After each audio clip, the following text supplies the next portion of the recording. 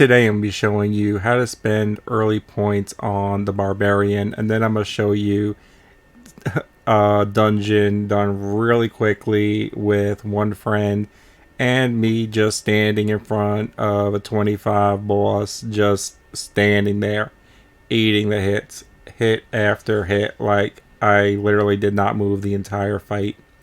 Now, I have decent gear, not crazy good gear. I didn't put any gems in or anything. I have decent level 25 gear.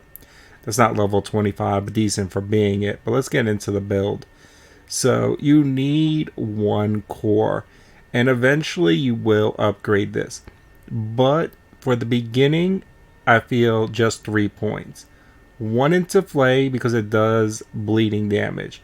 You're going to do more damage over time than the other perks.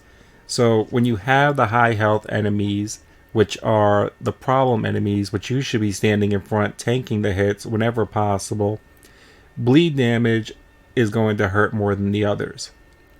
So we're going to put one into here to get that bleed damage. Then we want vulnerability so we have a chance, and that doubles with a two-handed. Now I am a fan of the two-handed weapons with the Barbarian. Another reason that I like that because I get the double. Then when I deal direct damage, I gain 3% damage reduction and 42 thorns. So if you're not familiar with thorns it's when you take damage, you deal that amount of damage. So that's a bonus 42. And since you're standing in front of enemies, tanking hits and spinning through mobs, you're constantly getting hit even when you have your shield up. So that thorns is really good, and it stacks up to 4 times. So that is beautiful for 3 points. Next, we're going to be moving on to the whirlwind. So the whirlwind is basically just to deal with mobs, but I'm going to show you how we're actually going to boost that in a second. So we can actually make this a lot more powerful too. And we're going to gain 1 fury. So when we are in that mob, especially when that mob is mixed up with elites, like if you're in a really good mob, you can just spin forever because you're gaining back enough fury to make up for how much it's costing you to spend. So this in mobs is excellent. Now if you're using a slashing weapon, 100% you do want this. At the moment I have a really beast mace, so I'm using the increased damage. But if I was using a slashing weapon, 100% I would be taking the bleed damage, because this inflicts 20% of the base damage as bleed, and it also inflicts bleed, which is a bigger thing to get other bonuses. Enemies that are bleeding, then we can get other bonuses later.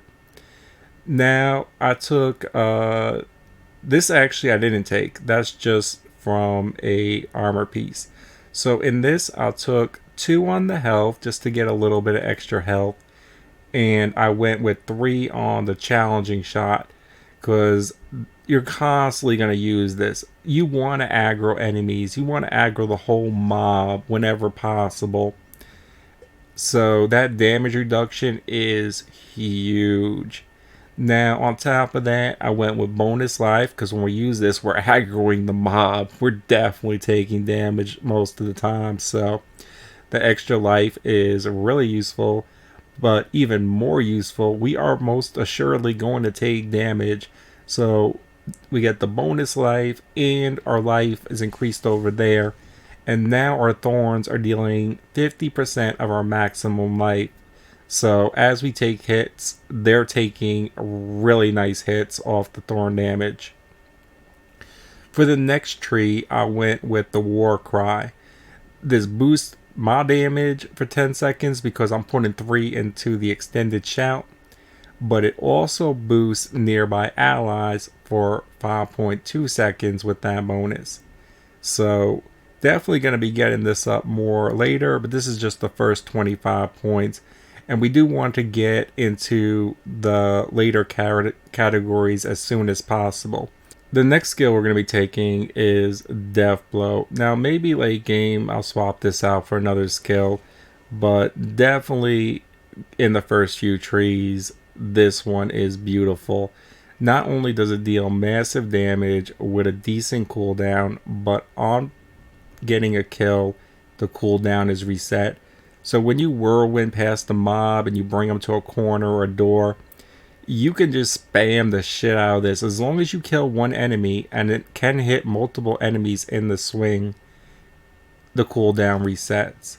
Now on top of that, we get 100% extra damage to bosses. So when we do not have an enemy to kill and we're just fighting the boss or want to do damage on the boss, especially when it's down to the 1v1, we get 100% extra damage when we use it. But even bigger, we get 3 seconds of berserking as long as it damages one enemy. And keep in mind, we can get the cooldown to reset. So as long as we use it to like wipe out the mid-level dudes that we know that we can kill with one hit, this can clear out a lot of enemies really quickly as long as you keep getting at least one kill. Then I took 3 into the bleeding effect slows enemies. So this is actually kind of huge. Like, because our basic core attack that we use quite frequently causes bleed, we're always slowing enemies by 30%. So keep in mind, you're taking 30% less damage because you're slowing enemies 30%. And actually even more than that, because a lot of times they won't get the next attack off before they die, or you'll be able to dodge their attack because they're slower. So this is pretty damn huge in my opinion. I really like slowing them up. Just to note one more bonus about Hamstring, because we slow enemies with our bleed and our core attack bleeds, and ideally we do want the slashing perk so we bleed off our whirlwind as well. When we slow enemies, if we find gear that has slow bonuses, which a good amount of gear does have those bonuses, or you can take those bonuses and put it on other gear, that allows you to get those bonuses on every enemy you attack with your core attack or the whirlwind. So that bonus could be huge. So not only do you slow your 1v1s against the elites, which is huge, but you also get the ability to utilize the slow bonuses on your gear. For my ultimate, I chose Wrath of the Berserker. Gain Berserking and Unstoppable for 5 seconds, but when that ends, for the next 10 seconds, dealing direct damage with basic skills grants Berserking for 5 seconds. So I get Unstoppable for 5 seconds, and then potentially I get Berserking for 16 seconds. And while Wrath of the Berserker is active, I gain increased move speed and increased fury generation. Generally, I'm using this right before I go toe-to-toe with a boss or an elite, or about to spin on a huge mob. So I'm getting that fury right back up to max. And also, if I use this before using the whirlwind, that increase in the fury just lets me spin forever. Now, the next one I would take would probably be Wrath of the Berserker. Is active. Every 50 fury you spend increases your berserker damage by 25%. That does look lovely. But this is how I spent my first 25 points. All I could spend in the beta and really test it out. And now I'll show you a clip of a dungeon I just did with my friend just at the end, standing toe to toe with the enemy, so you can see this build in action.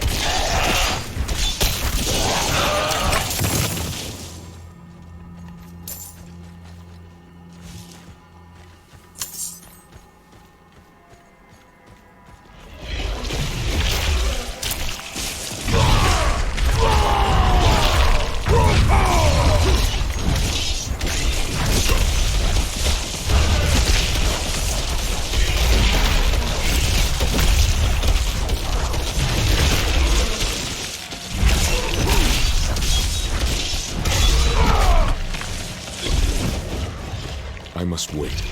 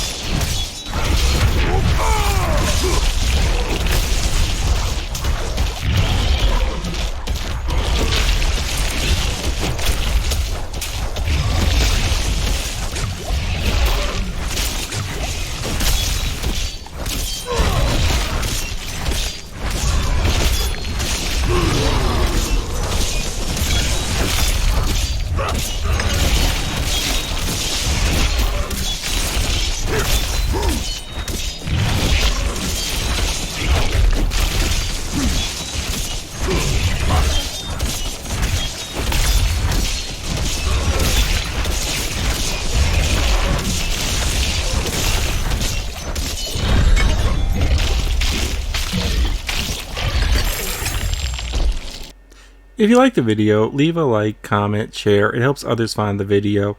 When Diablo has a full release, I will be doing full endgame builds for all the characters, starting with Necromancer and Berserker, and then eventually doing the others.